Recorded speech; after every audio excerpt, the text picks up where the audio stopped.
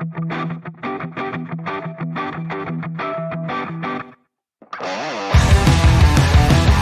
cut right to the chase. Creative people are pretty nuts, and I know this because I'm one of them. If you're like me, you wonder, how do people get over the issues we face? That's what this show is all about. Think of each episode as a warm bath for the soul. We're all in this together, so let's do something good with the time we have left. This show is my love letter to the human condition. This, my friends, is Sentimental Illness. I'm back. I'm sorry. Hey, I wanted to throw a few things at you before we jump in with the guest. You guys know my wife has been doing a second round of school, and college ended last week. And I don't remember if I told you this, but about 2 years ago, I wouldn't say I threatened her, but I basically said, hey, I don't know if our marriage is going to make it through this, because she was studying until like 3 a.m. and then getting up at 6 a.m. And I was working like I always do and managing food and everything else and being intensely frustrated, so much that I have to close my eyes when I talk about it and think about it, because it really, really got to me. And over the past 2 years, you know, on my previous show, Rockstar Superhero, and now with this new thing, I know I've been blabbering a lot, but the truth is I want people to know where I'm at, because I feel like if you guys hear it, you know, maybe it gives you a chance to realize that you're not alone, or that, you know, when the super cool guests come on, maybe when they hear it or you hear what they're saying, you realize, you know, we're not in this, you know, on our own, man. We're in this together. We're not in a cave. We're not hermits. We're not hidden. But it's a good reminder, because one of the thrusts of this show is about doing positive, but it's also being reminded that people are a purpose. People are everything. The reality is we don't really need to exist without others. And I don't think we can exist without the influence of others. And, you know, it reminded me that hard work and effort and pursuing something at all costs, sometimes no matter the cost, is what's the most important. And I know that sounds a little insane, a little self-serving, but I think it's really important to just stick to your guns. We took 3 of our children. I have 6 kids. I'm sorry. Sorry, Earth. Took our small 3 children to the graduation, because I wanted them to see that their mother's efforts actually paid off in something that they could visualize, that they could remember that their mom graduated, and that they were doing, well, they were reminded that someday they need to step up and step into their purpose and to follow through. So that's where we're at. But I was so proud. I mean, when she even walked in, man, I started crying, and I did that whole, like, you know, the whole thing, but I'm not embarrassed to cry. I'll cry. I cry all the time. I cry at commercials. I cry all the time, but I just wanted to put on a brave face, and I failed miserably. So love is a weird thing, man. And, you know, I, like any human being, especially man, I try to hide my emotions, and I fail because I'm too weird to do anything else. So that's the end of that. Let's get to the guest. Who's hiding in the green room? Okay, oh boy. This is exciting to me. Clark Larew Jones. I actually don't know if Clark goes by Clark or Clark Larew or Clark Larew Jones, so I guess we'll find that out. But the man has the best last name, because actually that's my last name, right? You guys know that. My name is Robert Leland Jones Jr., but when I saw Tommy Lee play drums for Motley Crue back in the 80s, I thought, I can shorten it down a bit and maybe be a little cooler, maybe stand out a little bit. But Clark is proving that Jones is super cool. So for what it's worth, there it is. Look, you've seen him on Comedy Central. You've seen him in Laugh Factory. You've seen him all over the country. Everywhere a comedic voice matters. His POV is amazingly insightful. He's hugely funny. I really, really dig him. And he did, I think, probably his most famous bit, at least maybe the most famous bit to me, is his Soulmate is Dead, which just killed me. I actually played it again for my wife last night, and she giggled like a schoolgirl. So, hey, it works.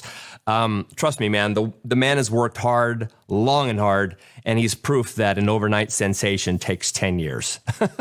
So last but not least, oh, God, I can't even talk today. Last but not least, I don't swing lightly. I bring on the right people because I think they have something to say. I feel in Clark's comedy, there's a lot of real human interaction and thought. He's careful with his words. It's very, very carefully crafted, and I see the craft in his work, and that's why I wanted to have him today. So let me stop yapping. Let me play his walk-on music, and let's bring him in. So with that, Clark, I am so happy you're here, my friend. It's so perfect. It's so perfect. All right. Well, ladies and gentlemen, welcome Larew Jones. How are you, brother?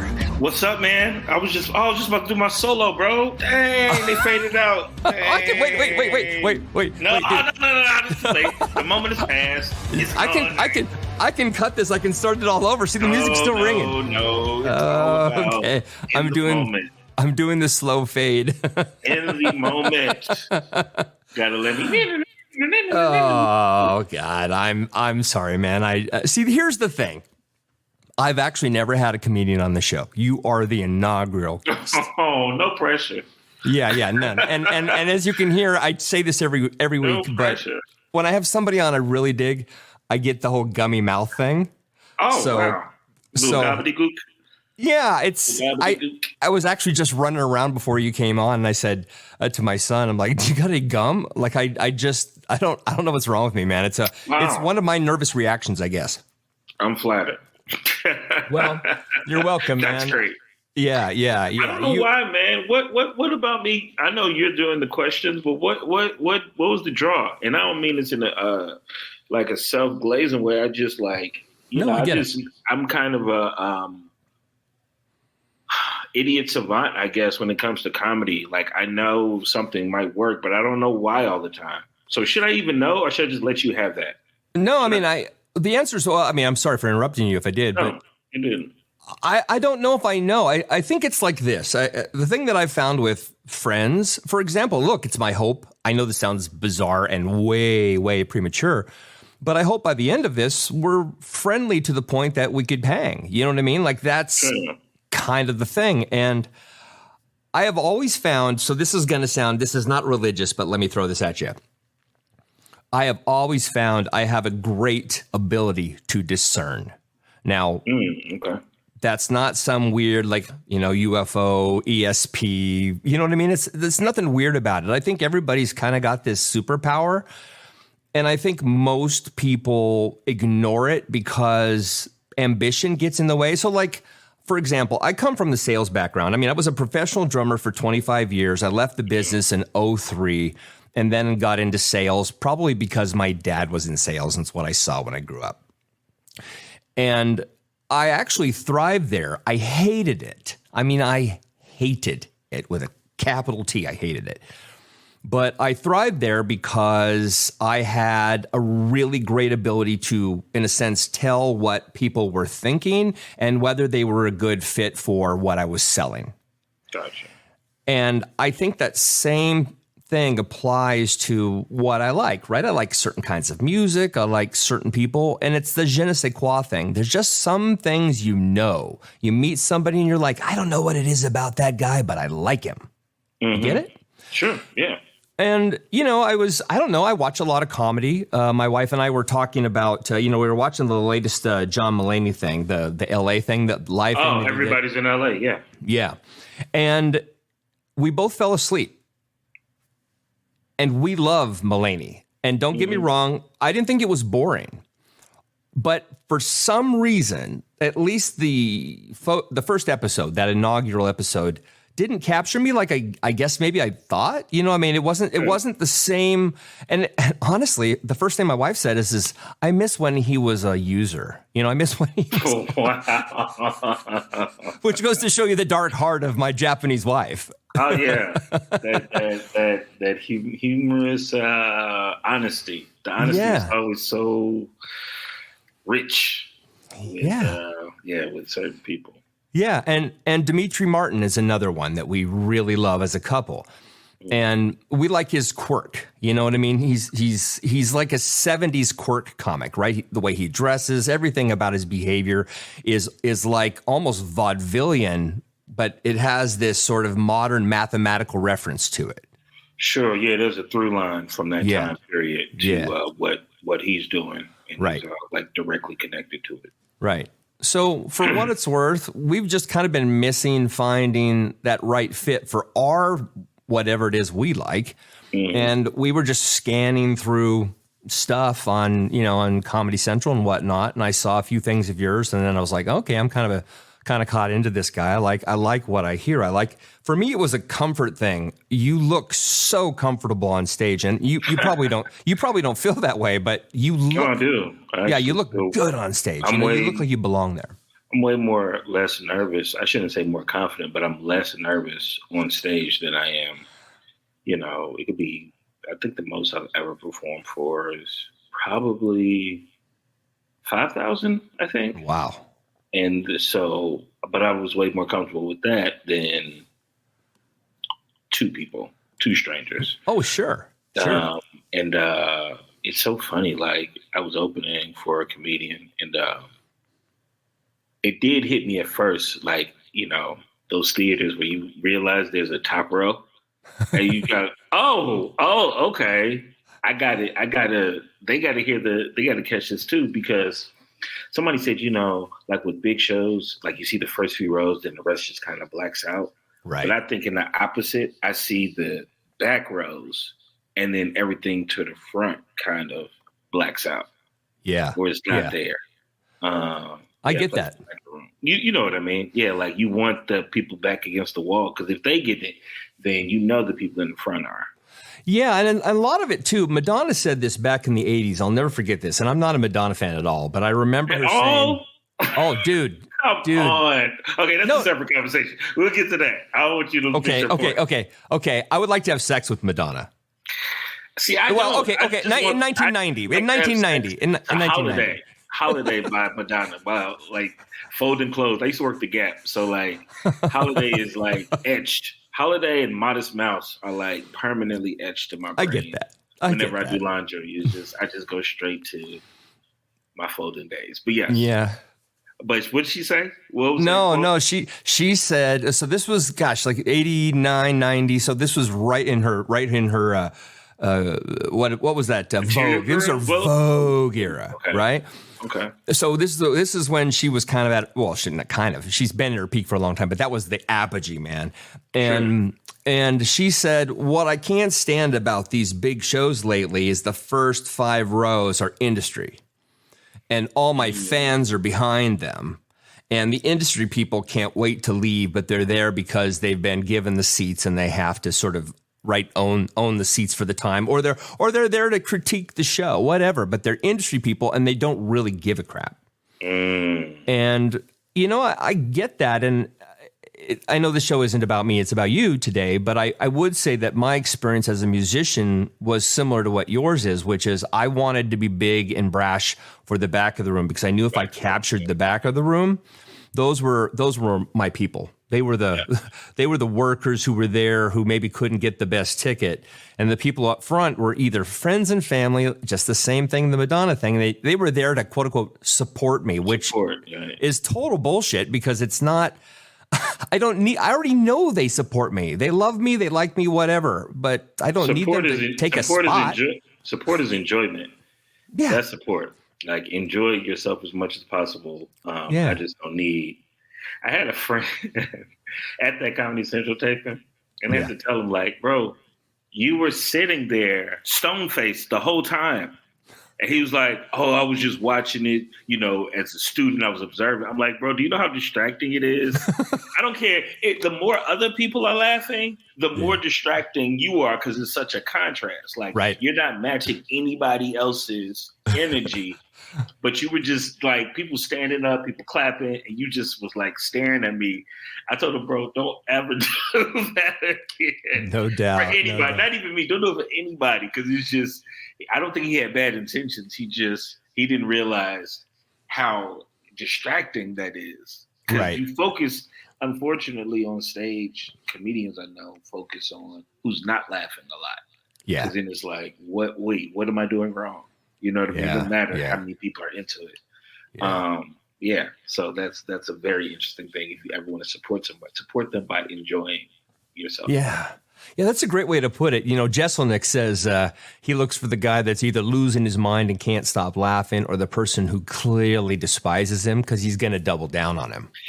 Yeah, we do. That's how a lot of these crowd work things even start, because somebody is just not enjoying. Like the person who's cracking up, I don't believe them. Right. But and that may be a thing, but I don't believe them in a way that makes me go like, "Oh, I'm the best," because that person couldn't stop laughing. It's just like the person who enjoys my set knows as much about comedy typically as somebody who didn't enjoy it. So like people, if they do well, they go, "Oh, that crowd was smart. They got me. They're smart." It's like, no, you just did your job well. Like you did the job you were supposed to do. And the person who didn't enjoy it is just something that, didn't connect. But no crowd is smarter because they enjoyed you more. They're not a better crowd per se. You did a better job. Yeah, but okay, so have you ever gone to an SNL taping? Yes. Okay, see, I haven't. But I've heard through the grapevine of a few friends that have gone who basically said that, there it's very clearly a crowd-focused event, meaning that dress rehearsal crushes. There's no guarantee that it's going to work, in show 2, right? Absolutely. In the final air. Right.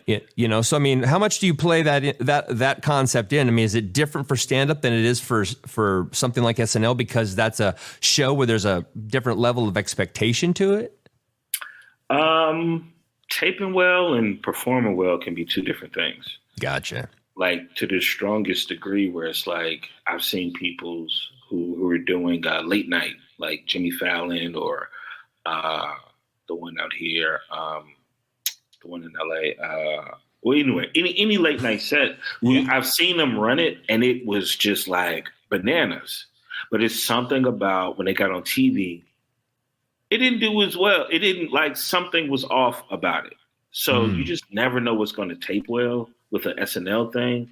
It's timing. It's set up from maybe the crowd wasn't. That's why they have someone warm up the crowd before. Right. So you're who they trust to get in the right mindset, because the host might bomb, and that could railroad the whole rest of the show, like in stand up. So It's so many factors that go into that. And then nothing translates quite the same from live to the people who are watching it on their phone, being distracted by something or whatever.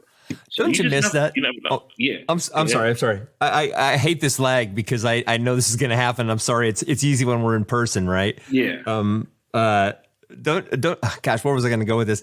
I guess I was thinking about the fact that you mentioned, the host bombing. I think of Seagal. Yeah. Or I think of Sam Kinison back in the 80s, or these Trump. Guys.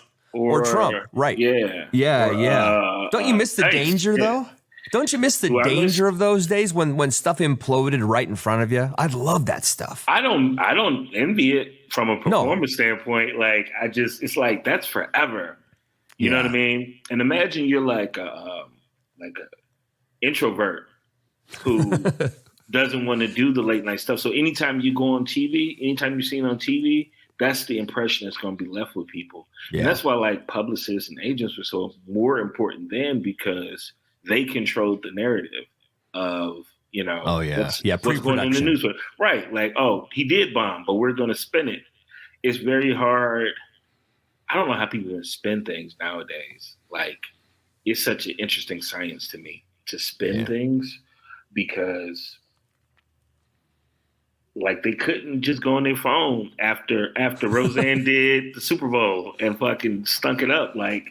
She could just go on her phone the next day and people buy it. You don't know what people are buying into. It's something I would never do, but I'm interested in the science of spinning things and PR and shit like that. Yeah. But you brought up Roseanne. I got to address this because I've been sitting on this for 35 years. Okay. I've been sitting on this. World premiere. I thought it was obvious as hell. That she was purposely sucking. She wasn't trying to offend anyone, but she was going for it because she knew she sucked at it. She was just, you know what I mean? And it offends the the card carrying, flag waving, deep Republican guy, but I just don't understand why it freaked everybody out. I really truly don't get it. I still don't get the Sinead O'Connor rip the Pope thing. So she doesn't like the Pope. She doesn't like this Catholic Church. Why does everybody have to lose their, Well, news is news. So like from the science of it, if you're Roseanne's agent, are you happy about this? Probably. As opposed to you just doing actually trying her best and sounding okay. We wouldn't be talking about it 35 years later. You wouldn't have something you're sitting on for 3 decades. If she just did fine. So and with true. Same thing with SNL. It's just we call all these things new, groupthink and tribalism and all these buzzwords that are being thrown around, but it's really nothing new. After what? Food and water, security. The third thing on Maslow's triangle is the need to be a part of something. Yeah. So after we eat, after we're in a protected place, right after that, we need to belong to something. Yeah. And right now it's ideas that people belong to or concepts.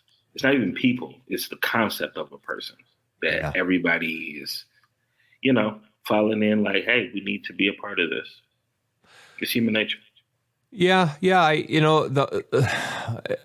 don't want to dive deep into politics unless you really want to, but I would say that. Well, the political science I'm interested in. Right. Politicians. Right. The polarization of things. Yeah, sure.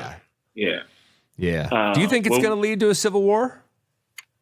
Is that too obvious? I think it is. I mean, in the historical sense, I don't know. In the theoretical sense, we're in the middle of a civil war. Sure. And it's crazy. It's it's almost encouraged. If New York Times or LA Times or Politico was at the real Civil War, they'd be go, keep going, keep shooting. We're getting views. We're getting all these views on the war because ideologically you have to take this extreme view. And then it has to be the opposite of what everybody else is thinking. And then if somebody comes along and they support that. And so it's no nuance. There was no nuance in the Civil War. There was no all right, so maybe we don't fight here because, you made a good point. I mean, we didn't like that. He did promise that there's no discussions like that publicly. Yeah.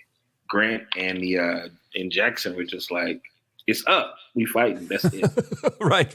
Up and it's stuck for 4 years. 4 years.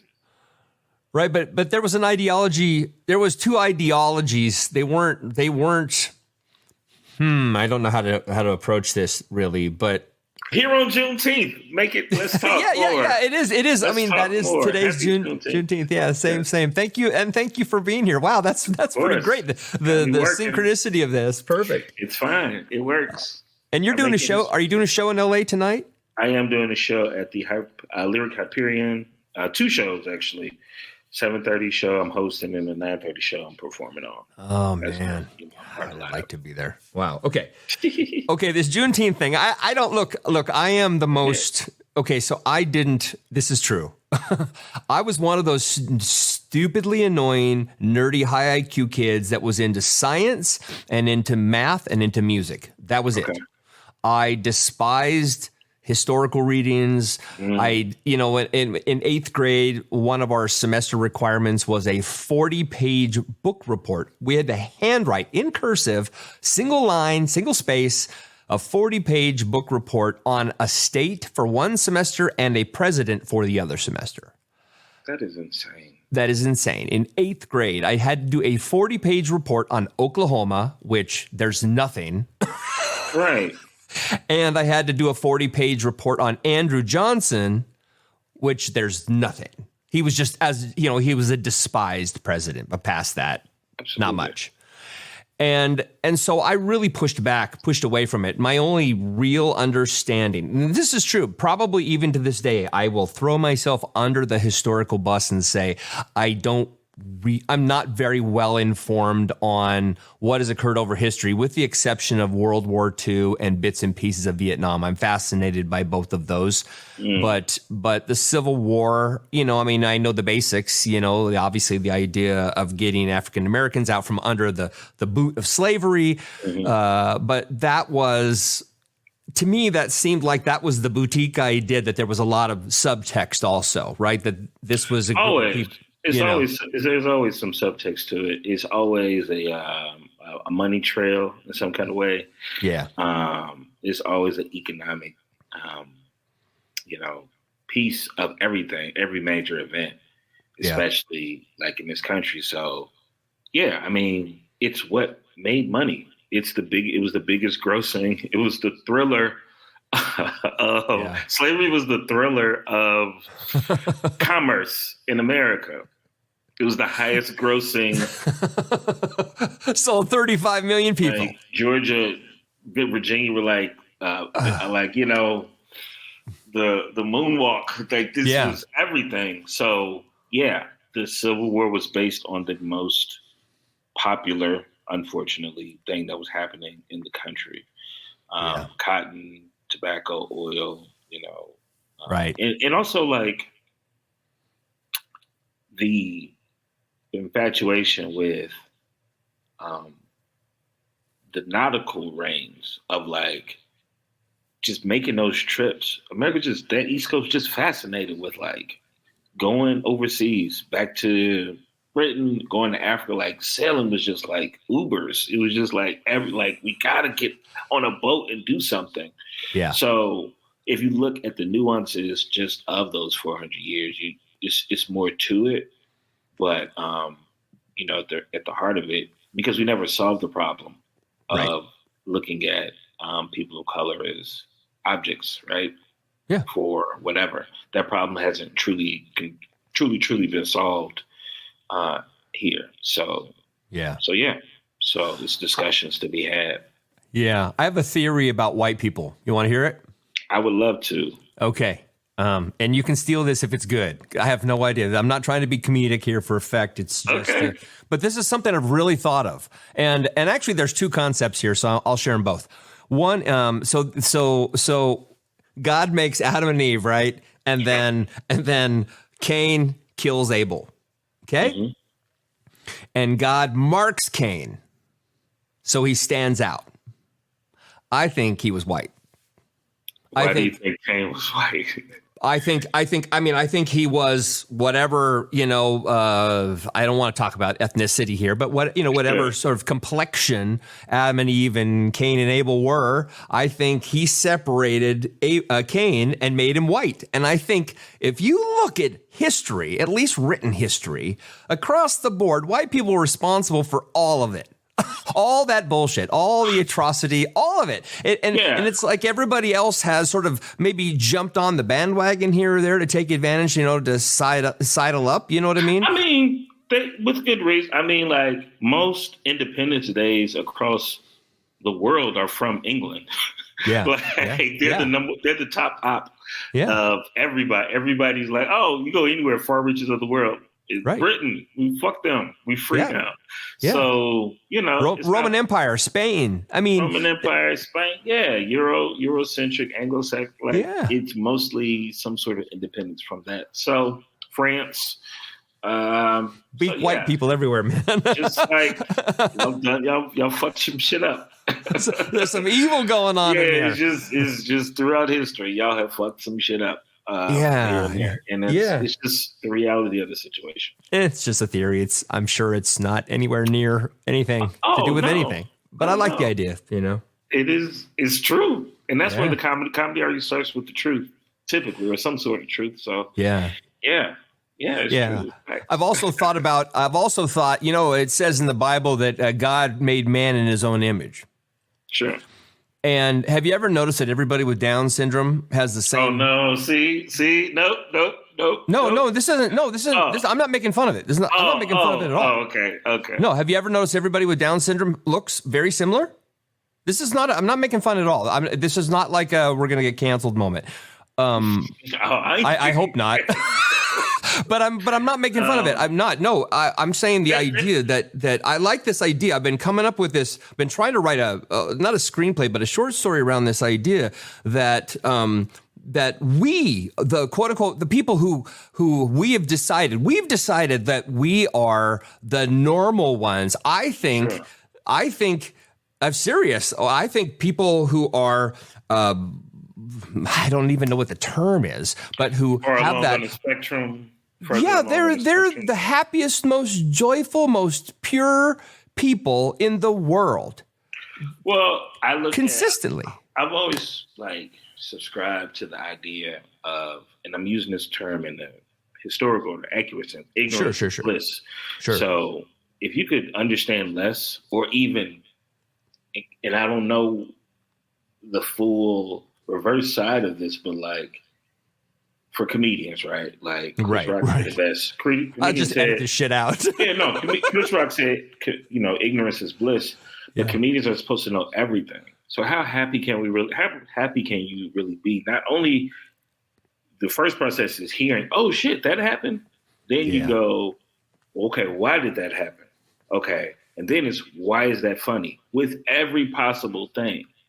It's insane to just always have that much knowledge on you. So you have to, I don't know, people medically treat it, people do whatever. And it's also being able to get it out on stage is the only way to clear some of this bullshit that's all in our heads all the time. Yeah. Yeah. Because it becomes everything. Anything I look at, I'm going through that process of what? Why did that happen? How can I make it funny?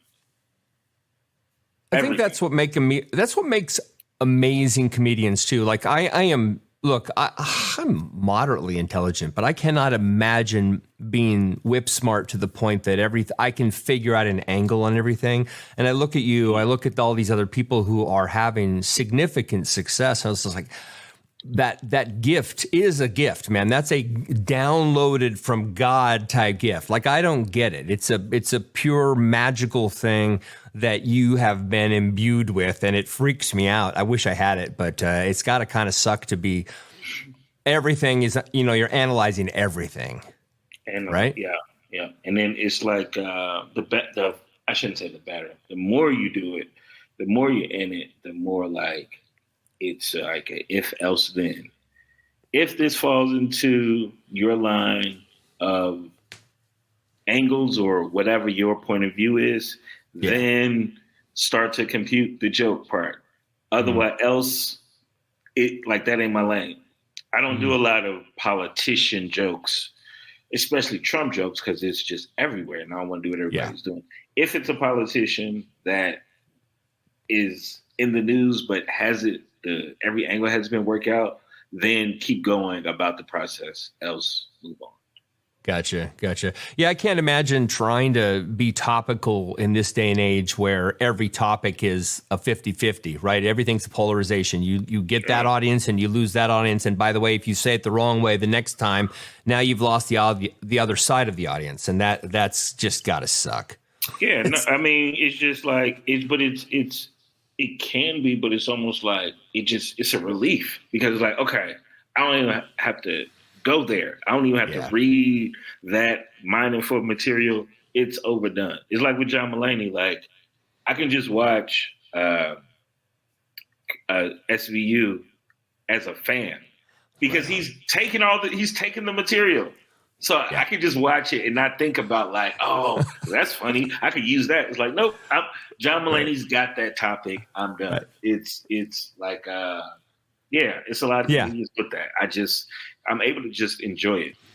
Yeah, no, I get it. You can't touch it. I mean, Ice-T is forever John Mulaney's. Ice-T Special Victims Unit he covered it. And there was some on the special, he has more of that. That he didn't even record. I'm that's his. Cool. I'm fine with that. I can just watch the show. Right. His Clinton line, because Clinton never forgets a bitch. yeah. He has the man. His analysis. You talking about that gene or superpower? His ability to Seinfeld's ability to analyze the minutia is just insanely good. Yeah, for sure. Hey, look, we already started the conversation, but I have a little thing called conversation starters. Let's do that, okay? Okay. And now, conversation starters. So, on this day, we got the Juneteenth thing going on, but in 1815, Napoleon and his French army lost at Waterloo, which we all know resulted in a fantastic pop hit by ABBA. Did you know that Waterloo was like 1 day long? 1 day. I did not know that. I thought it was like, a campaign that lasted like the Battle of the Bulge. It went on for weeks and months, but it lasted 1 day, and it was just a pure defeat. And just that's a why straight it was. Absolutely, man. And the British commander, his name was Arthur Wellington, and they named Beef Wellington after him. For real, I'm not joking. I believe you. So that's the kind of hard hitting research I do here, man. You looked up one cracked web page, which just like those random facts pages, and you're like, oh, okay, I'll go with 10 to 9. We're gonna talk about that on the show. Beef Wellington. That's funny. I use Beef Wellington in a punchline for a joke.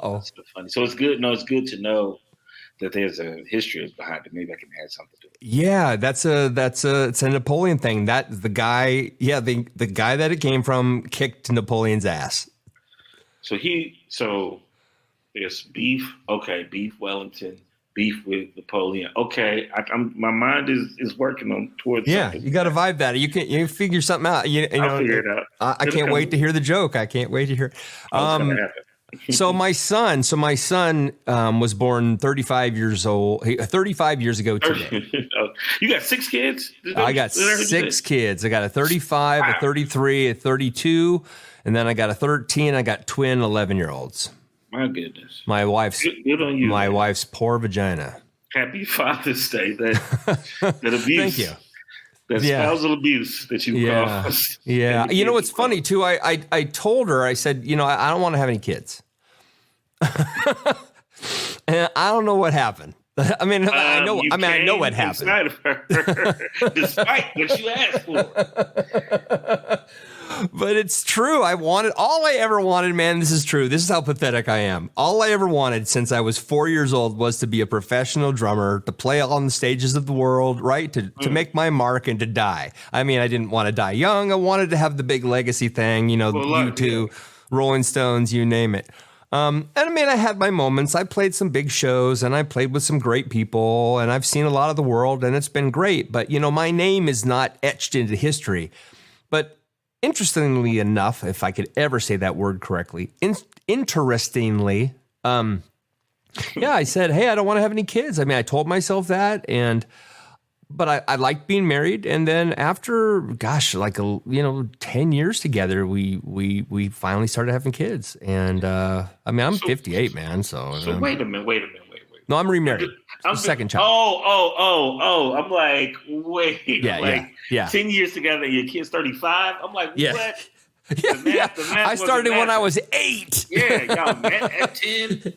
Yeah. I'm sorry. I guess I didn't throw that part in. Okay. I'm on my second marriage, so I've got 3 and 3. Second wife. Gotcha. But I still said the same thing. I said it both times. That's how stupid I am. I don't want to have any kids. Let's have 3 kids. I don't want to have any kids. Let's wait 10 years and then have 3 kids. First wife Japanese too? No. You switched. All right. Cool. Yeah. I always had a proclivity towards that look and that cultural thing through college. Did you say were you in the Marine military? I was in the Navy for a period of time. Okay, so you have a worldly visit type of energy. Yeah. But I met my wife, I hate the term my Japanese wife. She's just my wife. We've been together 27 years now. Beautiful. And she's fantastic. A challenge is, oh my goodness. You think you marry somebody because you're like, hey, I'll marry you from another culture and we'll never stop learning about each other. And that'll true. Be good. That'll be fun for everybody, won't it? Huh? It's great. It's funny. Interracial dating, I feel like there's this unspoken pressure to be like the best of your people for a little while too. Like, a lot of interracial couples, if they can get through, typical couple things, they last because people really are on their best behavior for a while. Yeah. You know what I mean? Yeah. Yeah. Like, especially if they really love the other person, then it's like, yep, I'm gonna show you something you ain't never seen before. Yeah. I mean, I think from my in-laws, so in Japan, culturally, they don't want anybody marrying their girls. They don't. It's very nationalistic. They want Japanese men to marry their Japanese daughters. That's just how it is. Mm-hmm. And I went over there to visit. We had dated in America for about 6 months, and then she went back home to finish her college. So this is, like in 1997. And long story short is I went to visit, and her family picked me up at the train station, and it was great, but I never saw her dad. I mean, I was there 2 weeks, dude.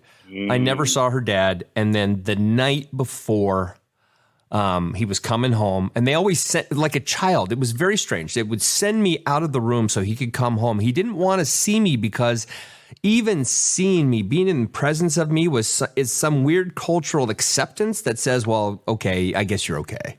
We'll deal with you. And they sent me upstairs, and I'm sitting up there, and we heard this fire truck sound, which you never hear in Japan. You never hear sirens. It's a very strange country that way. It's a clean country too, right? Super clean, dude. You can eat off the bathroom floors in the train station. It's crazy. I heard it's super clean. Yeah. So I go running up the hill because I hear this fire engine. I want to see what's the commotion, and when I turn around at the top of the hill, I'm a block away, and I see the car coming up the hill, going to the house, and I'm like, there's her dad. This is my only chance to meet this guy the night before I'm flying out. So I go booking down the hill, and I hear my wife behind me just like, no, you know what I mean? Like, don't do this. That was pretty good. Thanks. No. Yeah. I get down there, and I stood in front of the car door and wouldn't let him out. It's true. I totally did. I just stood there, not going to do it. And eventually, 10 minutes, dude, 10 minutes. He finally kind of, flushes me back, pushes me back. And when he got out of the car, the first thing he said was, beer? Beer. He didn't say, hajimemashite, which is nice to meet you. He didn't say anything Japanese. He just said, beer? And I said yes, and I followed him into the dining area of their house and sat there for 3 hours when he got drunk and asked me every question with the two best questions I've ever been asked in my life. Why are you not married when you look like Kevin Costner? That was the first one. Oh God, okay. And this was in Japanese? Well, yes, but my wife was translating for me, right? Oh, okay. but come on. I mean, I don't. Even a handsome version of me. 27 years ago, though. Yeah, but a handsome version of me does not look like Kevin Costner. And why aren't you married? Because my wife hadn't told him I was married before. So he thought there was something wrong with me, which there kind of is. Yeah, clearly. What'd you say? I said thank you for the Kevin Costner thing, and I lied about the second. And you said you weren't married before? Correct. And here's what's crazy. This is true. So his name is Yasuaki, but we call him Otosan, which is father in Japanese. And he died in 2019, I think, 2020 from cancer, not from COVID. And he never knew that you were married previously or had kids. That's fine. That's fine. That's just, of all the secrets you could have had, that's fine. That was pre the love of your life. Anything before that doesn't affect her. If she's fine with it, yeah, it's fine. Yeah, she raised my kids, too. We end up getting custody of them, and that was a whole nother thing. And then I all of a sudden married a Japanese babysitter. Which was not funny. Life comes at you fast. It really does. I was still trying to be, a famous musician. This is like the late 90s when I got my record deal. You know what I mean? That sort of thing. So, it is what it is. But anyway, back to the fun. A year ago today, Stockton Rush imploded as he went down to see the Titanic in his crazy submersible. Oh, yeah. The PlayStation controller crew. Correct. And look, there's two things here. I admire a guy who thinks that that's a good idea. I do. I actually admire it because the insanity of being, of that level of hubris. There's something to it that I love about it. The world is built on the backs of dead inventors, right? I mean, it is. I don't know. I just think it's great. And on top of that, look, the dude all of a sudden he's like, hey, so out there's the bow. Hey, Jesus, he didn't even notice it. It was just done. I mean, puff. Yeah, like I can't imagine what challenges you have to invent challenges at that point of that level of wealth. Yeah. And, I hopefully can get to a point where I'm like, oh no, just security's enough. Like, I'm happy. I have a roof. I have a wife. I know I'm going to have the food I want later on. I hope that serves me for as long as possible. But yeah, doing something that, maybe less than 1% of the world has ever done. That's a rush. That's a high, right? It is a high. I mean, I have or to a low. admit, well, again, my ego knows no bounds. So, I mean, if I were wealthy, there's a reason I'm not wealthy. God is like, no. Yeah, no, you wouldn't be here. I am not. I would not be a good, uber wealthy guy. I'd just be semen and cars. I'd give so much away. Oh my God. Whether by hook or crook. Yeah, no, I wouldn't have a lot of money just around on me. Somebody would have to step in. Yeah, that's true. I get that. And honestly, I would like to think I think I would do that. I would do a lot of like pizza parties though. Like, I'm an idiot, dude. For whom? Just anybody? Capitalism guy? I think I would donate cars because I live near Seattle and there's a lot of drug abuse. There's a lot of, there's a lot, big struggles in the homelessness here. Yeah. I mean, maybe the biggest in the country. It's really, really rough. And I would like to try to, I know I can't answer that problem. And honestly, I mean, there's so many places, right? Like Port-au-Prince, Haiti needs help and has needed help for 10 years, Sure, I mean, there's billions of places money could go, but I would love to help establish some form of care facility. And I mean, a mental care facility. And this is not to assume that everybody who's homeless doesn't know better. I mean, there's a lot of people who do choose that life, but there's more so that don't. They don't want to be out there. They just can't help. A lot of the tent city, I've seen documentaries of these people who are like, I'm not crazy, I'm not murderous. This is just a life that I've come to accept. Right. And I'm not going to hurt anybody. This is just what I want. Or people who just, I don't know. Like, we all just have these just different DNAs and different digital makeups that I can't say like what is right or is wrong as long as you ain't hurting somebody else. You know what I mean? That's the only thing that I'll ever judge is somebody's minding their own business or on their own trajectory. You decide to interrupt that trajectory. Right. But, if the whole family cool with it, the dog ain't gonna leave you. Hey. For real. You know what I'm saying? That's so true. That is so true. That's a group decision, though. Well, I asked you online. I asked you about the type of music you like, and you mentioned nerd. Yeah. And here's the thing. I try once a week when I have somebody on the show, I try to do a little reaction thing, right? It doesn't mean it's going to go well. I have no idea. I like nerd a lot, but of course, there aren't a lot. I was like trying to find like what is like nerd. And I mean, and there are there's a few of the obvious ones, but no, there isn't really. So I pulled up something that I'm kind of hoping you haven't heard that I think that I really dig. So do you know who Lewis Cole is? I don't know. Are you familiar with a very crazy YouTube thing called clowncore? I've heard of it, but I haven't heard any of the music of it. Clowncore might not be your jam, but Lewis Cole is a fantastic drummer. Jazz influenced. I mean, a monster player. writes all this material for this band called Knower, as in Knower. Knower. Okay. And it's him and a young lady who I cannot remember the name of at the moment. And then they bring in a whole bunch of horn players from like Berkeley College, all these just badasses. They bring in people from Snarky Puppy. It's super sick. Okay. And I heard this song about 6 months ago. They just finished a United States tour. They're getting ready to go to Europe right now, but they have a new album that just came out. And I thought you might dig it. So I just wanted to play it for you and see if we could just jam on it together and talk it down. Okay. Good deal. Good deal. Well, I'm glad I played it for you. Good.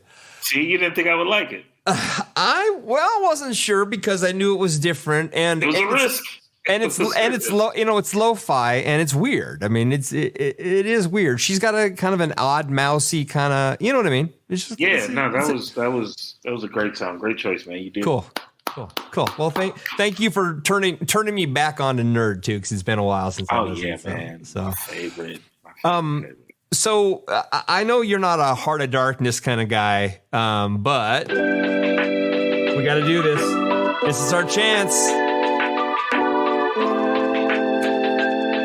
And now it's time for self-diagnosis. All right, so I got tons of questions for you. You don't have to answer them if you don't want to, but one of my curiosities, something I always want to know, something everybody asks in every podcast is, where were you born and why do you do what you do? You know, do you mind giving me a little history into your life, your early years? I was born by a river. No, I was born in Chicago. That's what I thought. On the south side of Chicago. All right. Which is a funny city. Funny family. I was usually like the audience because, you know, I come from a quick-witted kind of family on both sides, but just different. Like, as a kid, I had cable in my room. So my Saturday nights before I could start going outside was like, I would watch Def Comedy Jam, and then at some point, I would switch over to Norm Macdonald to watch Weekend Update. He's the best. See, he's my favorite. Yeah. So like, you got this mix of like Martin Lawrence and Norm Macdonald. I ain't saying I'm either one of these guys. I'm not saying that. I'm just saying explains a lot. That just was my comedic sensibility. Would started with those two people. Yeah. So yeah. That's why I do. Why do I do this? A friend decided he was going to do it. My best friend Will. I thought I was just going to write maybe some stuff for him, and then I wrote some stuff. I was like, I don't know if this will really sound right coming from you, because I talk about real life experiences, and so I tried it, and shit, the rest is history. Wow. So you caught fire fast, and everybody noticed it too. I mean, so that's the thing when you're kind of a prodigy, and I get that feeling from you that things just clicked for you really fast. I mean, everybody's gonna, bomb. I mean, that's life. Yeah, my first set went really well. Yeah. So that's what. If it didn't, I probably wouldn't have kept going. I wasn't like I've heard on that type of track on that type of time. But my first set went well, and then my second set was good. It wasn't great. It was just like the host gave me a compliment, and he wasn't trying to fuck me, so like it was no need for him to say anything nice. He just enjoyed my set, and so yeah, starting off hot is what kind of when the teeth got sunk in a little bit. Yeah. Did they pay you that first show? No. Yeah, I didn't think so. It's like I knew the bartender. It was an open mic. I knew the bartender, and the host was my best friend. That's the only reason I went up. But I wrote my 3 minutes, and it just felt like home. It felt like home to be on stage. Wow. It just felt like that first laugh just fucking. That's how they get you. That's how they get you with the first laugh. Yeah, I've heard that. I've never done it. I've always sort of dreamt about having the balls to do it, but I just, like I said before, I don't have the wherewithal, the confidence, or the material to actually do it. But, I look back at guys like Greg Giraldo or Sam Kinison, which I'm attracted to that dark-hearted comedy. I really am. I admit it. I admit it. I like mean-spirited comedy. It's taken me a while to grow out of that and to just be happy with some of the, the more obvious interpretations of life. Yeah. But those guys come typically from a background where they're sort of clawing to be seen and heard. You know what I mean? And the reason they thrive is because they've had something to push back against. It's not necessarily family bullying or neighborhood bullying. It could be cultural bullying. It could be, just something. But something has pushed them over the edge where they're like, oh, yeah? Check this out. I'm going to destroy you in my act. Is there any of that with you? Because for me, you seem like an extraordinarily nice guy. I mean, you've been fantastic for 45 minutes here. Well, yeah, no, I don't believe in hurting others.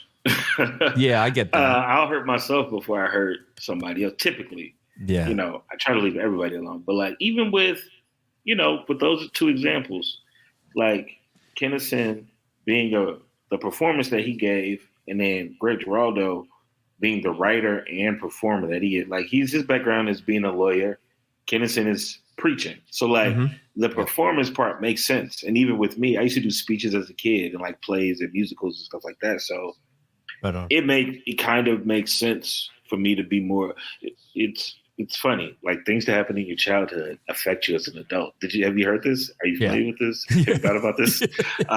Yeah. So the fact that the fact that I was comfortable being on stage back then, I knew somehow I would end up that way again. Yeah. I don't like bullying, so anybody I'm attacking, anybody I'm going after is the emotion of people who are championed who shouldn't be. Right. I get that completely. Maybe that's what it is that actually draws me to you, because I don't want to take this too far off to the side, but it's like you mentioned who, affected you right off the bat. You talk about Martin Lawrence, yeah. Martin Lawrence and Norm Macdonald, who are two of my most favorite comedians. And then you talk about this idea of despising bullying. Yeah. Jesus, those three things are me too. So no wonder I'm drawn to your style of comedy, because you're speaking my language, so to speak. Yeah. I mean, everything, that's the through language of most of my punchlines. Like, I tell a joke because I think it's funny, but I also think about like, oh, who's going to be laughing at this joke? Like, who's going to be enjoying this? Is it going to be the type of people who I like? I could write a joke about anything, but like the jokes that I tell, I get a comfort in like motherfuckers who get picked on, their life being a little bit easier. Yeah. Yeah. Oh my God, man. This is spurring so many thoughts, because like, can I throw myself under the bus one more time? Sure. So lately, I don't know why, this could be, and again, I'm not, for all you listeners out there that know I have particular political bents, I'm sorry, but I'm not exactly a big fan of Donald Trump. And so I struggled during his I almost said his pregnancy. Man, another kid. That's what I do, man. That's what I do all day. That's what I do. Yeah, no, I didn't have any problems with him winning the presidency because I was not a Clinton fan. Not at all. I had no problems. Honestly, I didn't think he would implode the way he imploded. I didn't think things would get that bad. And obviously there's a great group of people who think I'm a madman for even saying that out loud, because isn't it clear what he accomplished? You know what I mean? I don't see what he accomplished outside of division. I don't see any of it, of it. Even if someone who thought this is horrible, this is bad, you couldn't predict exactly what was coming. Yeah. Nobody could. But he represents the one thing I can't stand more than anything in the world, which is bullying. I cannot stand it. Right. I am not a violent person, but if you bully my kid and you're 5 years old, I'm going to fucking pop you in the head. I don't care. I'm going to take you down. It's can't like stand it. Something just fucking switch, like a switch just goes off, and I black out because it just ain't right. You know what I'm saying? Like, not only is this person smaller than you, but they're not bothering you. I believe in self-defense, but like leave people the fuck alone. Yeah. Please. Yeah. Please leave people alone. And so, I mean, whether we like it or not, no matter who it is, whether you agree with them or not agree with them, the public is going to mimic the actions of whoever the leader is. Yes. So fuck whatever policy he did or didn't do or whatever. Fuck all that, because that goes to a whole other thing. The mannerisms of the president, the people mimic it. So I saw black dudes wearing suits in the club under Obama because he was Mr. Suit guy, like nice and clean, whatever. Like it was that 2008, 2016, the coolest thing was to be, what is it called? On my grown man, tie ties, vests in the nightclub. You got the pocket square, the pocket everything. Square, all of that. Outkast, Andre 3000, all of that. The people mimic the folks who are in charge. Yeah, for Under Clinton, it was the 90s was wild and sexy, and like it was just like we were the fattest. Everything was a value meal or a big ass jumbo, like. The society kind of falls under that line. So like whether you are the biggest MAGA fan or not, you can honestly say under Trump, the country thought cruelty was fine. Yeah. And how is that good for anybody?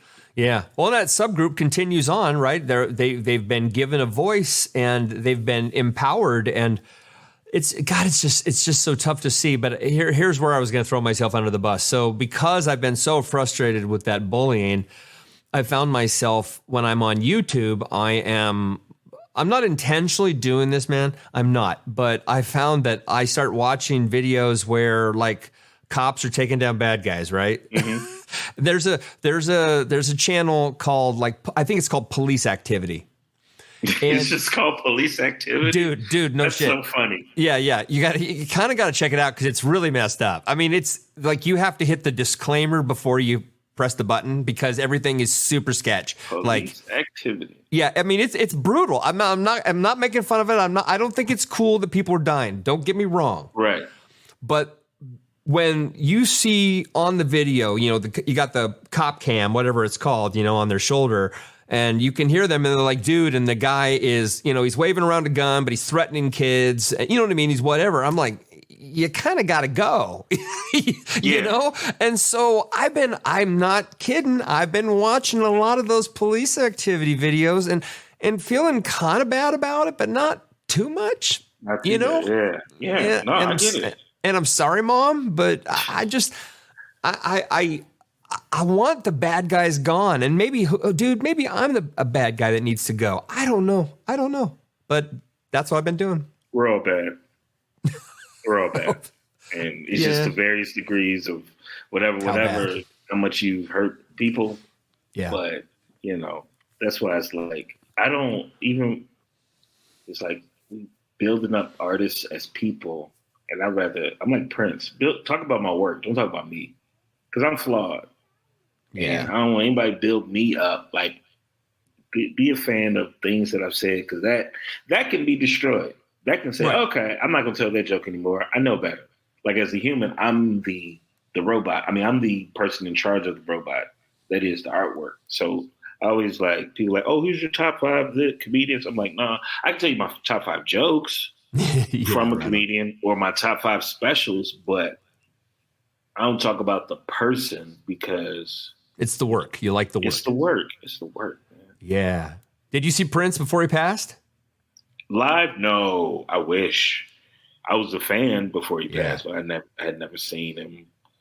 I just know YouTube stuff. He's just I didn't even know how incredible he was until I tried to start learning guitar, and I was like, oh. Yeah, I can't. He self-taught himself. Oh, okay. Yeah. Now I'm even a bigger all fan. of it too. The drums. Yeah. I mean, like nobody knows Piano. that he did. He did Dove Scry by himself. That's him. All in one. By the way, in one night, he did the whole record in one night at Sunset Sound Recording. I mean, lead guitar, bass, drum, piano, cowbell, singing, everything. So sick. The work. So sick. The work. So, can I tell you a quick story about him? Sure. Absolutely. So I saw the last tour he did, the club tour. Oh, okay. Was this Atlanta? Oh no, the tour. So yeah, I mean, but he played in Atlanta. I mean, he played all these like 1,000 person rooms. And so, dude, I was like, I have a photo. You're not supposed to take photos or record anything at his shows. And I was about 10 feet away from him, front and center. He's right there. And I want to take a photo so bad, and it's going right the song. I don't know, it's just some random song. All he did is play deep cuts, and then ended with Purple Rain. But this guy next to me takes a photo and somehow snuck it in. Like Prince didn't see him take the photo. And then I said, I gave him my number, and he texted me in the photo. I still have it. I'll have to send it to you. It's a freaking rad photo. 5 minutes later, he's looking down in front of him, and he's playing some song, and he's looking down, and the dude is snapping a shot, and Prince is like calling the security over, and it's great because again, the sign said, we're going to confiscate your stuff. We're going to kick your ass out. And Prince stops the song, and the security comes through, 2 guys, and they escort this guy and his wife out. And then Prince just looks at the audience and he says, always some motherfucker got to break the rules. That's exactly what he said. And it was just like, oh man, that's like the most Prince moment you could ever imagine. And back to the whatever beat cut. Oh man, it was just all super sexy groove stuff from it wasn't even a B-side, it was like a D-side from Love Sexy, you know what I mean? Some crazy stuff. But it was, oh God, it was so good. And then he passed, and now we have a legacy, but thank God we have a legacy, Thank God we have a legacy. The work. Okay. So that's maybe a next question for you. You mentioned work. It's not about Clark. It's about the work. And I love the wisdom in that, man. I mean, that's really fantastic thinking. And it honestly inspires me because I need to unwind myself from the things I do too, right? Because I take it so personally. My teeth hurt all day. And, I think Prince, obviously you can aspire to be a legend, but like, do you have that bone in you, that thing that says, I've got to achieve X or like I want a joke to find its way into the pantheon of the best things ever said by a comedian, like how do you think about your career in that regard? Well, I mean, this might not be the most popular answer, but for me, I've already gone beyond my wildest dreams of achievement in comedy. Yeah. To see my name up there after a TV show goes off, and it's like written by Clark Jones, to have seen that. Right. Like that's what I used to watch as a kid. I would watch and see how do they make a television show? Who produced it? Who wrote it? Mm-hmm. So to see my name on a television show, it honestly it can get big as far as big moments, but as far as dreams I've had, wildest dreams, that was that. So all of this that I do now is just kind of icing. And I'm happy when I'm just able to be motivated to go do it. Right. I've lost a lot of family.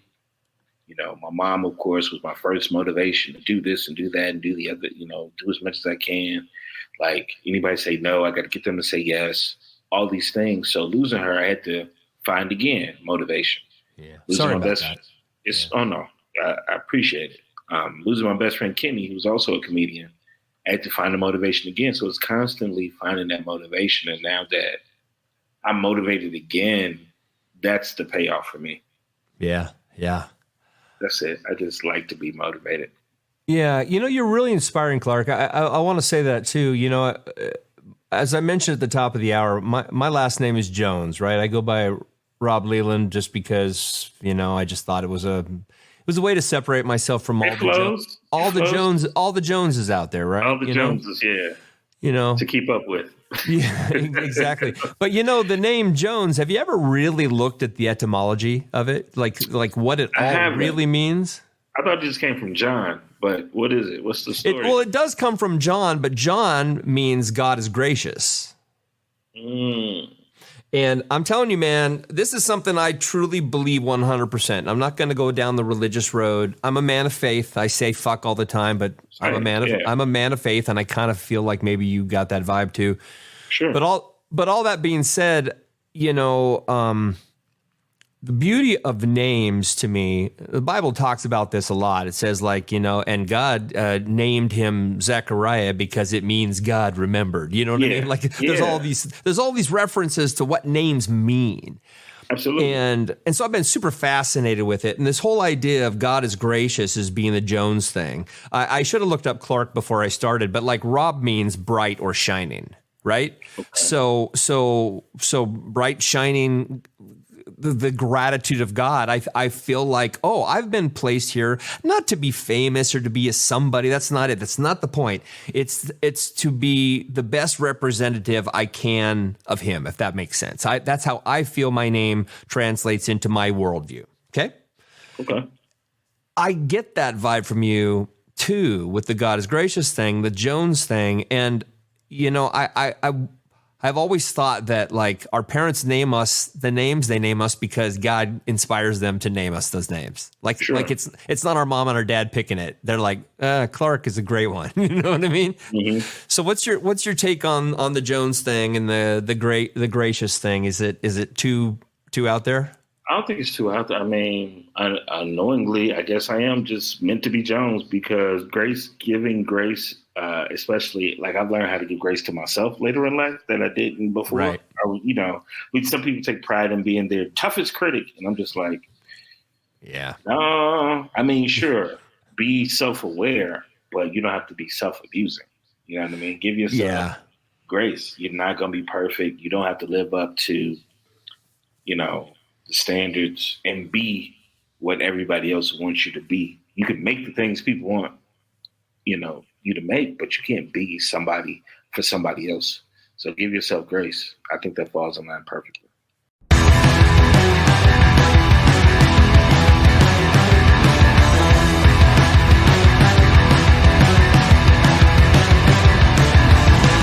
You've been listening to Sentimental Illness with Rob Leland. Our theme song, Machine, has been graciously provided by Harris Heller. Don't forget to subscribe to the show wherever you get your podcast media. You can directly support the show on Patreon as well, where you can find us at patreon.com/This is Sentimental Illness. It also helps us a lot if you rate the show online, so jump out there and give us 5 stars. And lastly, always remember, your mind will overthink everything, but your heart can never love enough. See you soon.